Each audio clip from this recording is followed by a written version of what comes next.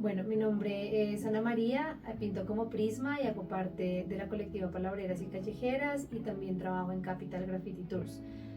Hago graffiti hace 12 años más o menos, soy politóloga también de la Universidad Nacional y conecto en este momento de mi vida esas dos pasiones básicamente. El arte urbano, el graffiti y la construcción de paz desde la ciencia política y desde los esfuerzos para llegar a territorios con poco acceso a las artes y a la gráfica, desde el muralismo y desde otras artes gráficas. Bueno, pues yo tuve una familia que siempre me incitó a tener un acercamiento con las artes, pero siempre fue en la música. Yo estudié música desde los 5 años.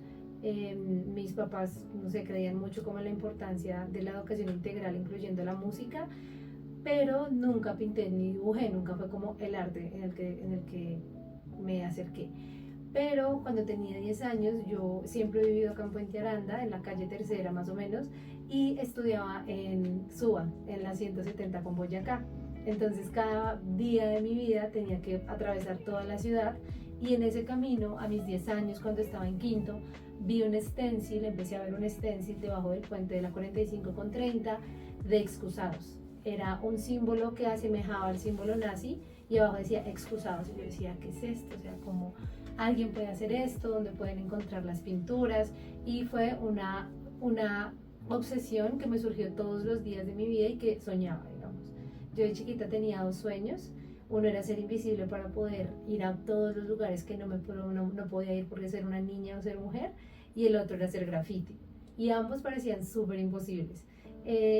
A los 20 años, bueno, yo entré a la Nacional a estudiar Ciencia Política y como en el segundo semestre conocí a un amigo en la Nacional que también hacía graffiti, Rafa, y con él fue la primera persona que pude salir a pintar en la calle, ¿no? Porque es muy distinto, no sé, pintar en la universidad o pintar un cuadro, pintar una pared, pintar un papel, a pintar un espacio público. Hay muchas transgresiones y muchos límites en medio de ello y desde ese momento pues no dejé de pintar.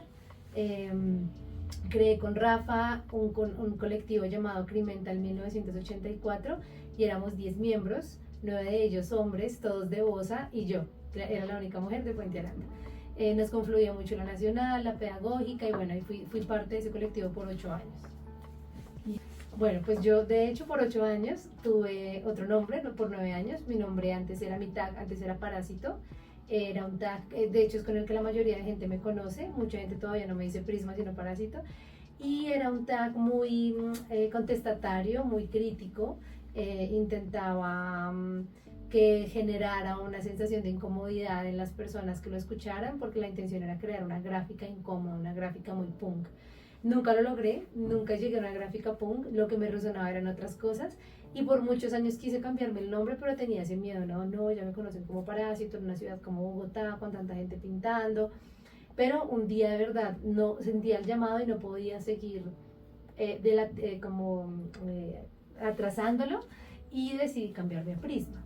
Entonces Prisma tiene otro sentido porque yo he cambiado, ¿cierto? En 12 años y tiene el sentido de cómo yo siento que puedo tener la versatilidad de moverme en muchos lugares, en muchos escenarios distintos y poder como ser varias cosas al tiempo.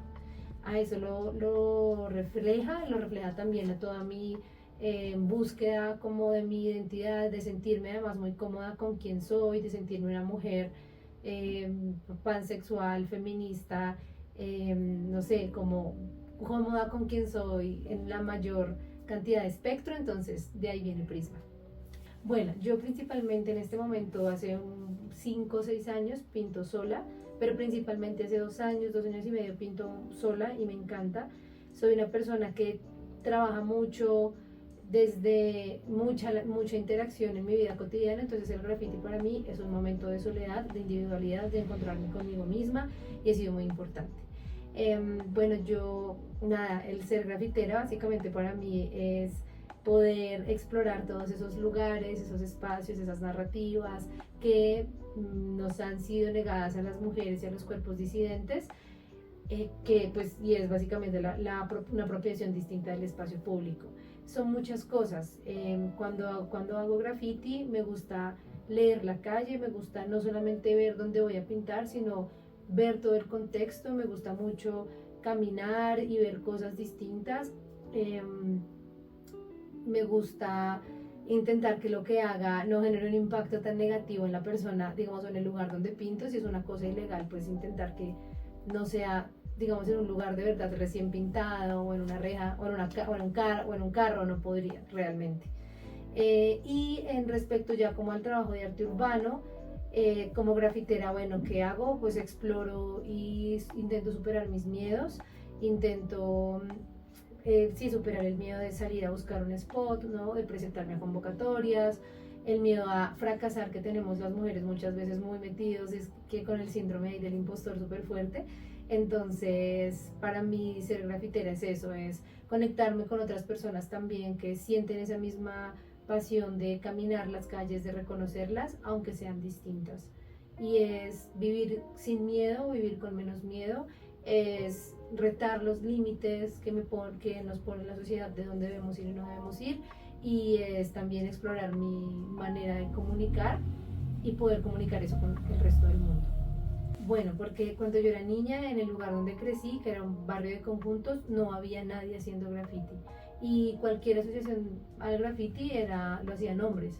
Entonces yo no era hombre y no viví, no crecí en un entorno donde se hiciera graffiti, y también tenía un entorno muy controlado porque pues mis papás, no sé, yo estudiaba 8 horas al día, 9 horas al día, luego me iba a clase de música y siempre estaba ocupada, entonces no tenía como fugas de tiempo, ¿no?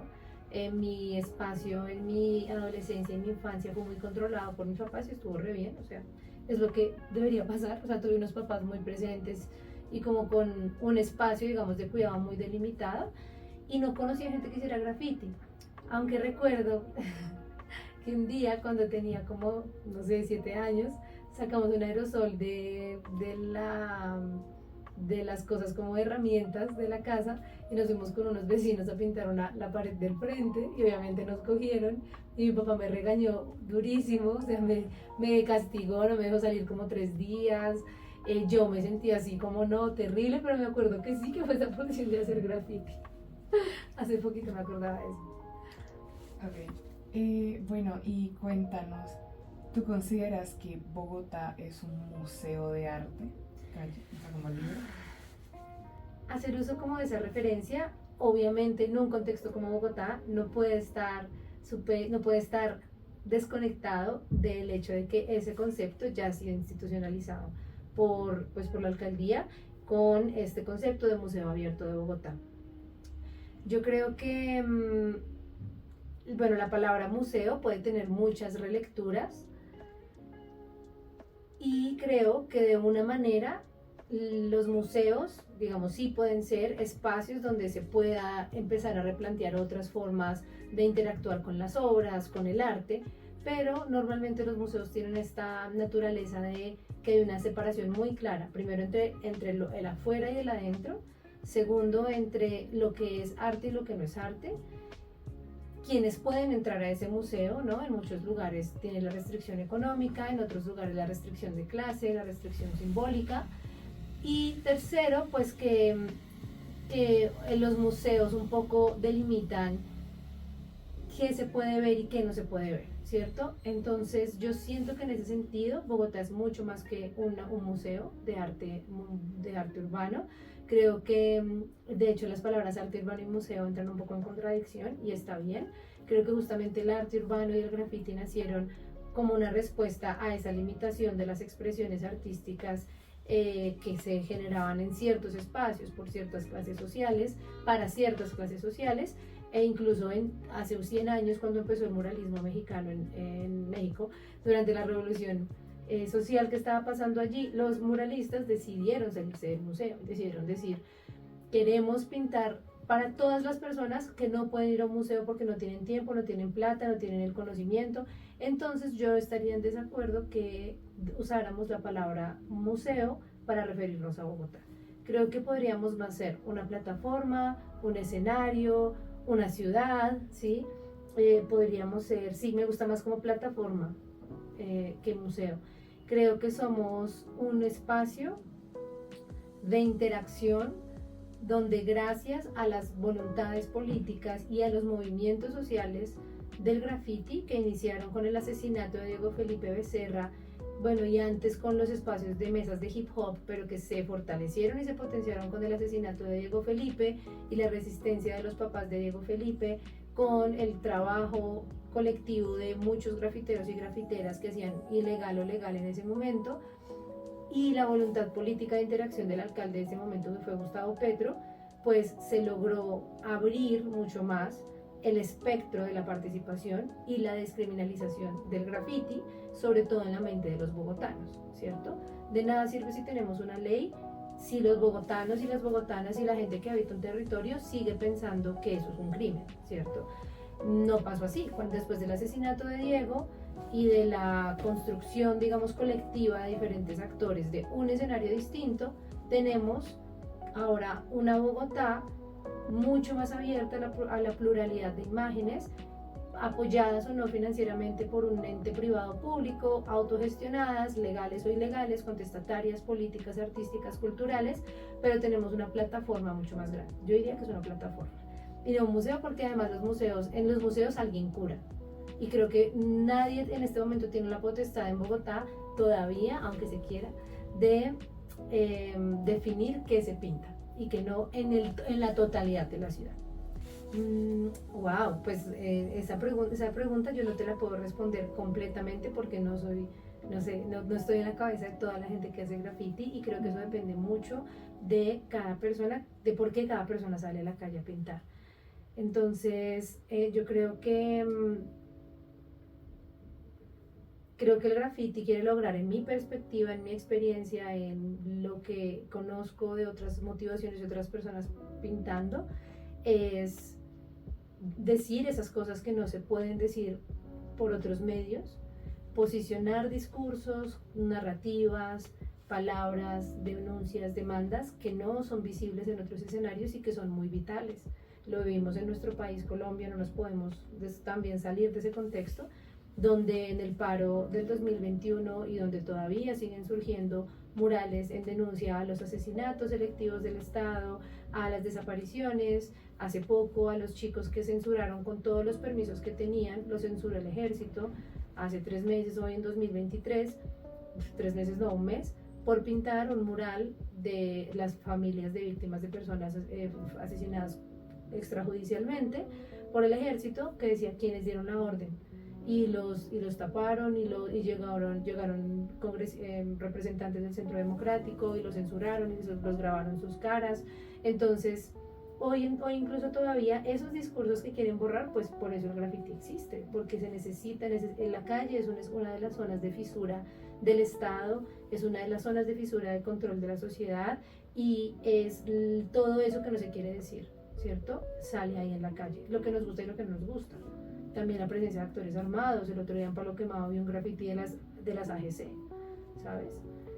Las AGC, ¿cómo más se publicita? No puede poner publicidad en radio, no puede mandar cadenas de WhatsApp, sí, pero que todo el mundo lo vea sin pagar una valla, hace un graffiti, ¿cierto? Y es una manera de decir, estamos aquí. Entonces, graffiti que nos guste y no nos guste, igual está. Gracias por preguntarme eso. En mi opinión, como Ana María, creo que aquí ya me tengo que quitar este uso. Bueno, absolutamente no.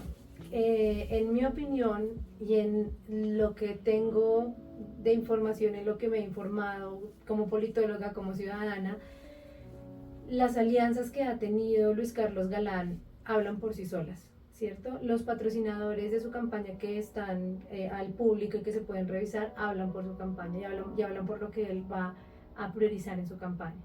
Primero, Galán viene a continuar una política de aumento de la construcción, blanqueamiento y homogenización de una narrativa de ciudad. Él, como lo dicen algunos analistas, va a continuar la política que hizo Peñalosa en sus 2 gobiernos y va a continuar la política de Claudia López un poco, pero sobre todo de Peñalosa. Y Peñalosa fue la persona que, después de que Petro, en el gobierno de Petro, se aprobó el decreto 075 de 2013 para descriminalizar la práctica del graffiti, básicamente como lo hizo Petro, él lo volteó, ¿cierto? Y entonces tapó toda esta ciudad cuando él fue segunda vez alcalde de gris, y fue súper chocante hasta que la presión social hizo que él no parara las políticas públicas que ya existían. pero no creo para nada que vaya a haber más libertad. Creo que se va a seguir entendiendo el graffiti, como se va a intentar seguir absorbiendo el graffiti como una economía más, y cada vez creo que ahora sí la policía va a tener menos intención de ser tolerante con mensajes críticos al sistema. Y tenemos que recordar que Bogotá no es Bogotá la de los bogotanos cachacos de hijos bogotanos, de papás bogotanos, sino es una ciudad que refleja una diversidad de país y una multiplicidad de conflictos que hay en este país. Entonces, que maten a unos niños en el Putumayo nos importa a nosotros también aquí que vivimos en Bogotá, y tenemos que visibilizarlo. ¿Y cómo lo visibilizamos si no tenemos los monopolios de los medios? Pues a través de la calle. Y ahora sí creo que de hecho la policía se va a envalentonar más para golpear, para arrestar y para no seguir las leyes que existen en Bogotá respecto al graffiti. Yo tengo mucho miedo porque corten los recursos de IDARTES, tengo mucho miedo porque esa plata se empiece a dirigir más como solamente a ciertos tipos de graffiti, pero especialmente tengo mucho miedo a la arremetida de la policía, profundamente. Y tengo miedo que volvamos a tener gente asesinada, gente abusada sexualmente, gente robada, gente maltratada. Entonces, bueno, creo que lo primero es hacer lo que hicimos acá en Bogotá, todos y todas las bogotanas, o el 80% de la mayoría, y es romper la narrativa que existe sobre las personas que hacemos graffiti. Creo que esa es la principal manera de tejer un puente, ¿cierto? Dejar de decirnos guerrilleros porque creemos distinto, marihuaneros, o lo que sea, cualquier adjetivo negativo que las personas de bien quieran tener, y pues básicamente, primero, como romper esa narrativa, ¿cierto? Segundo, no sentirse incómodos si lo que ven en la pared les molesta. Y siento yo igual que desde el 2016, después del acuerdo de paz, lo he visto yo, no lo siento, lo he visto, como después del acuerdo final de paz con las FARC, cuando los centros, los espacios transitorios de reincorporación y normalización se empezaron a pintar. De ahí muchos pueblos en Colombia. Yo acabo de llegar de un festival en el Valle y al mismo tiempo había, no sé, 6 festivales más en pueblos en Colombia, no estamos hablando de ciudades. Entonces creo que es eso, creo que es reconocer que nuestra historia, nuestra identidad y nuestras diferencias pueden estar reflejadas en una pared, y podemos llegar a un consenso entre lo que queremos ver y cómo lo queremos ver. Pero para tener esos murales hermosos y preciosos que a mucha gente le gustan, y obviamente pues sí, yo también los hago y mucha gente los hace, hay que recordar que tenemos que tener un camino y tenemos que generar los entornos en los pueblos, las veredas, los barrios, las ciudades, el mundo, para que esas personas que están empezando a pintar no sean disparadas por un policía, no sean criminalizadas por un político, no sean golpeadas por el vecino, etc.